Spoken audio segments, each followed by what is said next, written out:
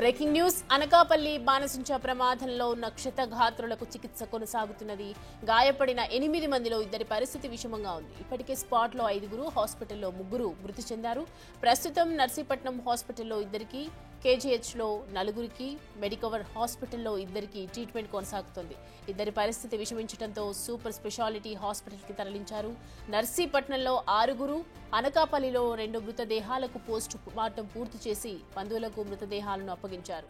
అటు ప్రమాద స్థలిని అగ్నిమాపక శాఖ డీజీ ప్రతాప్ పరిశీలించారు.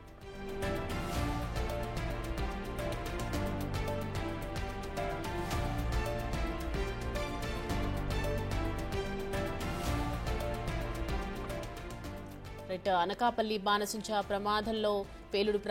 ప్రమాదంలో చికిత్స కొనసాగుతోంది. క్షతగాత్రులకు ప్రస్తుతం గాయపడినటువంటి 8 మందిలో 2 పరిస్థితి విషమంగా ఉందని చెప్తున్నారు. ఇప్పటికే స్పాట్లో 5, అలాగే హాస్పిటల్లో కూడా 3 మృతి చెందారు. ప్రస్తుతం నర్సీపట్నం హాస్పిటల్లో 2, కేజీహెచ్ లో 4, మెడికవర్ హాస్పిటల్లో 2 ట్రీట్మెంట్ కొనసాగుతూనే ఉంది. 2 పరిస్థితి విషమించడంతో సూపర్ స్పెషాలిటీ హాస్పిటల్ కి తరలించారు.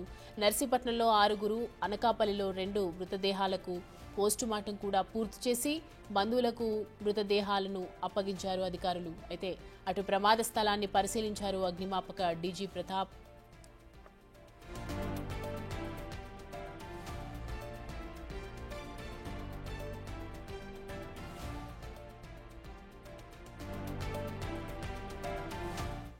ఈ అంశానికి సంబంధించి పూర్తి డీటెయిల్స్ అందించడానికి మా ప్రతినిధి రాజు లైవ్ లో జాయిన్ అవుతున్నారు.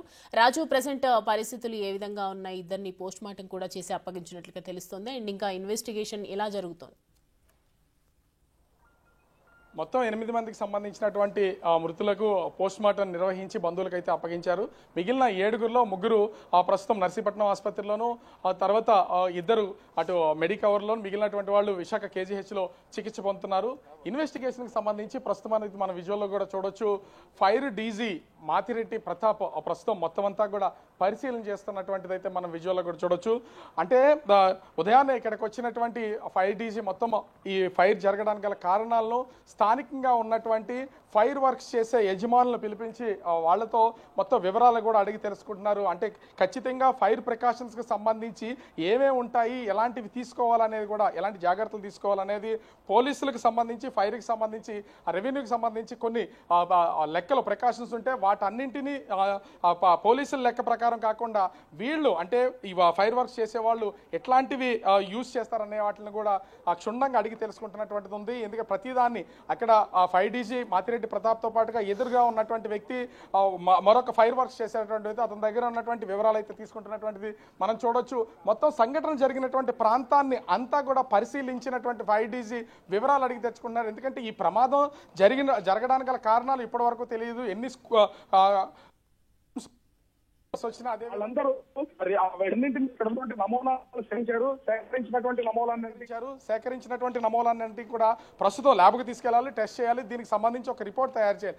దానికంటే ముందు దీని మీద ఈ ఫైర్ వర్క్స్ తయారు చేస్తున్నటువంటి వాళ్ళకి సంబంధించి కొంత నాలెడ్జ్ ఉంటుంది కాబట్టి దాని అంతటినీ కూడా ప్రత్యక్షంగా అడిగి తెలుసుకుంటున్నటువంటిది అయితే మనం చూడొచ్చు.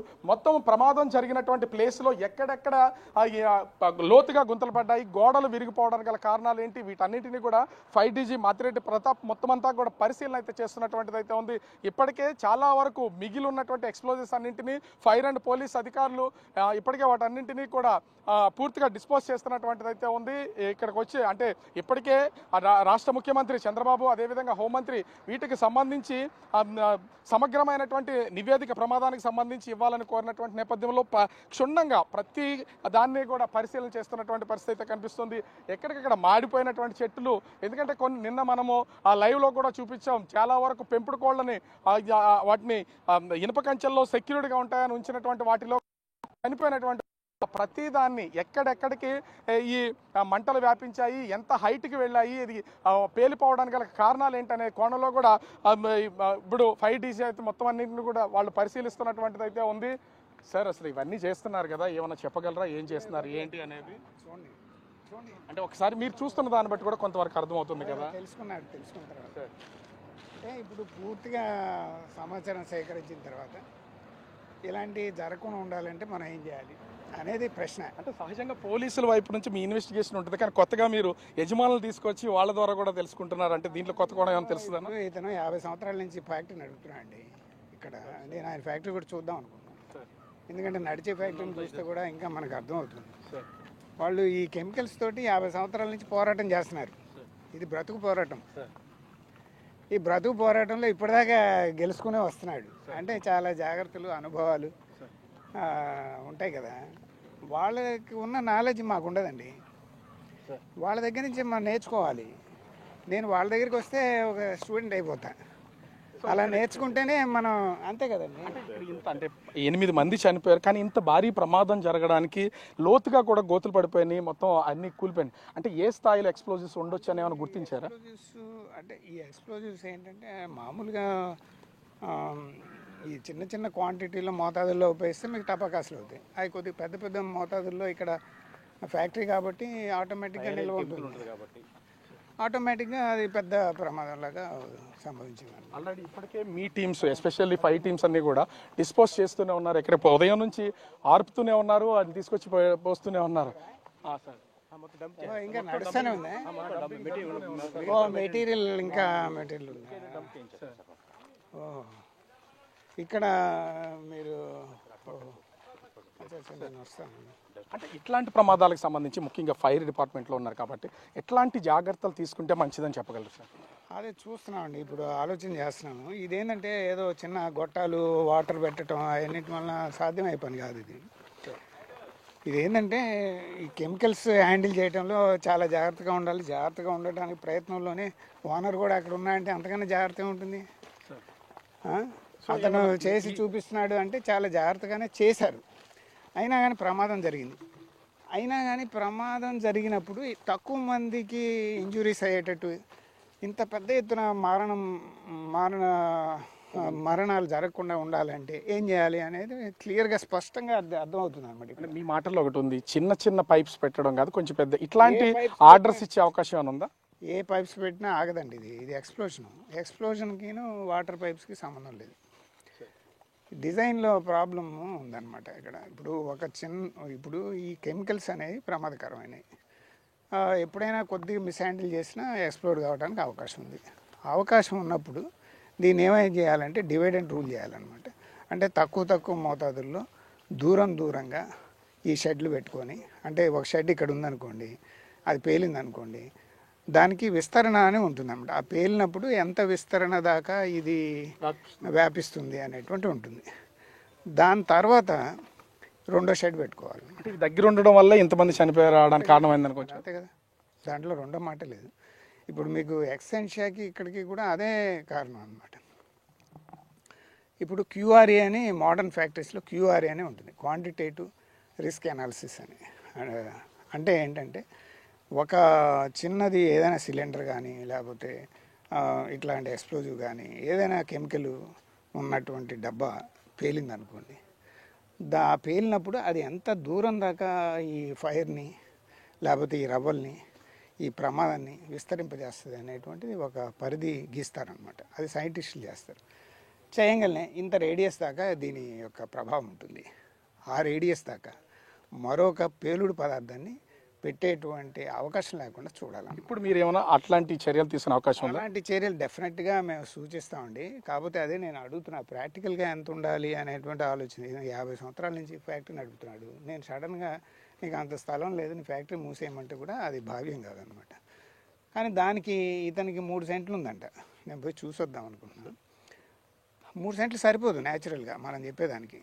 ఒక షెడ్ 3 సెంట్లు పెడితే ఇంకా మేబీ ఇంకో 3 సెంట్ల తర్వాత ఇంకో షెడ్ పెట్టాల్సిన అవసరం ఉంటుంది అనమాట. అంటే ఇటువంటి వాళ్ళు ప్రమాద రహితంగా, అంటే తక్కువ ప్రమాదంలో బతికితూ ఫ్యాక్టరీ నడుపుకోవాలి అంటే ఎక్కువ స్పేస్ ఇవ్వాలి. ఇక్కడ లక్కీగా నేను గమనించింది ఏంటంటే ఈ ఫ్యాక్టరీని ఊరికి దూరంగా పొలాల్లో పెట్టారు. చాలా మంచి పని. 2012 నుంచి ఇక్కడ కార్యక్రమాలు జరుగుతున్నాయి. ఇప్పటిదాకా ఏమి యాక్సిడెంట్ కాల. అంటే కొంతమంది బ్రతుకుతున్నారు. దీంట్లో పెద్ద డబ్బు కూడా లేదు, కనపడుతుంది అనమాట. ఎందుకంటే ఓనర్ కూడా ఒక వర్కర్ లాగా, తోటి వర్కర్ లాగా కూర్చొని పని చేస్తున్నాడంటే మీరు గమనించాలన్నమాట. అంటే వర్కరే ఓనరు, ఓనరే వర్కర్ లాగా ఏదో బ్రతుకు పోరాటం అన్నమాట ఇది. అంటే ఫైనల్గా దీనికి సంబంధించి మీరు విచారణలో భాగంగా కూడా అన్ని పర్మిషన్స్ సంబంధించి అన్నీ ఉన్నాయి, ఇప్పటివరకు క్లియర్ ఉందా సార్? అంటే ఇప్పుడు యాక్చువల్గా పర్మిషన్స్ నా దగ్గరికి ఏమి రాలేదండి. 2024లో ఎక్స్టెండ్ చేశారని అన్నారు. కానీ పర్మిషన్స్ ఇచ్చే అధికారం మనం ఆర్డీఓకి ఇచ్చేసాం అనమాట. ఆర్డీఓస్ వాళ్ళు చేస్తున్నారు, లోకల్ అధికారులు మేమే సంప్రదించి ఉండొచ్చు. కానీ మొత్తానికి చూస్తూ ఉంటే పర్మిషన్స్ ఉన్నాయి. పర్మిషన్ లేదు ప్రశ్న అది కాదు, వాళ్ళని శిక్షించడం కాదు. ఇంతకన్నా శిక్ష ఉంటుందండి ఓనరే చనిపోయిన తర్వాత? అంతకన్నా శిక్ష ఉండదు. ఓనర్ చనిపోయారు, వాళ్ళ మామ చనిపోయారు, ఇంకొక అల్లుడేమో హాస్పిటల్లో ఉన్నాడు. అంతకన్నా శిక్ష ఉండదండి. ఇది బ్రతుకు పోరాటం. సో ఇది ఏంటంటే ప్రమాదరహితంగా మనం చేయాలి అంటే అందుకనే నేను అడుగుతున్నాను అనమాట. ఏమన్నా ఇప్పుడు మిషన్స్ వచ్చినాయా, ఆటోమేషన్ ఏమైనా వచ్చిందా, ఈజీగా చేసుకుంటానికి అవకాశం ఉందా? ఇలా ఫైర్ వర్క్స్ చేసే వాళ్ళందరికీ ఏమైనా జాగ్రత్తలు చెప్పగలరా మీరు? జాగ్రత్తలు కావాల్సిన చెప్పగలమండి. జాగ్రత్తల కన్నా ప్రధానంగా ఏంటంటే ఈ ఫ్యాక్టరీ డిజైన్స్ అనేది మార్చాల్సిన అవసరం ఉందనేటువంటి క్లియర్గా కనిపిస్తుంది. మోడర్న్ ఫ్యాక్టరీస్లో QRA అని ఎలా చేస్తాం, క్వాంటిటేటివ్ రిస్క్ అనాలిసిస్. ఇక్కడ కూడా ఇంత క్వాంటిటీ ఆఫ్ కెమికల్స్ పెడితే ఒకవేళ పొరపాటున అదేమన్నా పేలితే అది ఎంత దూరం దాని యొక్క పరిధి విస్తరిస్తుంది అని తెలుసుకొని దాని తర్వాత మాత్రమే నెక్స్ట్ షెడ్ వేయాల్సిన అవసరం ఉంది అనేటువంటిది క్లియర్గా అర్థమవుతుంది. ఎందుకని దానివల్ల డివైడ్ అండ్ రూల్ మూలంగా తక్కువ మంది ప్రమాదంలో చిక్కుకుంటారు. అది చాలా important.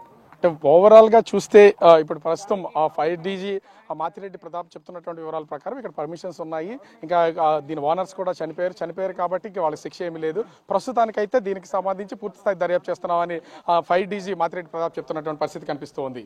Soumya. Right Raju, thanks for the updates.